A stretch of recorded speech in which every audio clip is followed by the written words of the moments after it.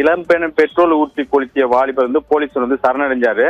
புதுச்சேரி தனியார் துணி கடையில் வேலை செய்து வரும் பெண்ணை பெட்ரோல் ஊற்றி கொளுத்திய வாலிபர் போலீஸ் ஸ்டேஷன் சரணடைந்தார். உப்பளம் நேதாஜி நகரை சேர்ந்தவர் முன்சாமி, அவரது மகள் தர்மிளா, வயது 28.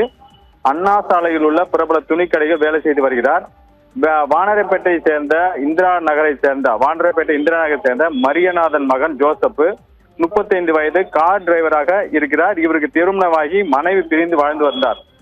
இவருக்கும் சர்மிளாவுக்கும் பிரிந்து வாழ்ந்து வந்தாரு. இவருக்கும் சர்மிளாவுக்கும் இடையே பழக்கம் ஏற்பட்டது. இருவரும் அடிக்கடி பிரச்சனை ஏற்பட்டு வருவது வழக்கம்.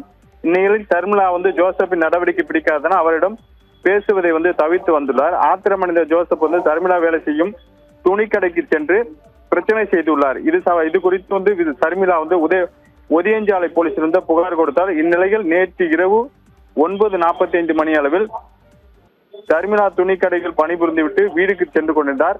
அண்ணா சாலை வழியாக பஸ் நிலையம் நடந்து சென்று கொண்டிருந்த போது அங்கு வந்த ஜோசப் சர்மிளாவை வரிமறித்து பேசினார். இருவருக்கும் இடையே பிரச்சனை ஏற்பட்டது. தகராறு ஏற்படும். ஆத்திரமடைந்த ஜோசப் பாட்டிலில் மறைத்து வைத்திருந்த பெட்ரோலை ஊற்றி தீயிட்டு கொளுத்தினார். சர்மிளா கத்தியபடியே ஜோசப்பை பிடித்துக் கொண்டு அவர் கத்தினார். அக்கம்பத்தினை மீட்டு சர்மிளா அரசு மருத்துவமனைக்கு அனுப்பி வைத்தனர்.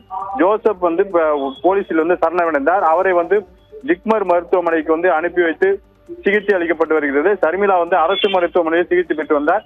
இந்நிலையில் 80% தீக்காயத்துடன் மருத்துவமனையில் சிகிச்சை பெற்ற சர்மிளா தற்பொழுது உயிரிழந்துள்ளார்.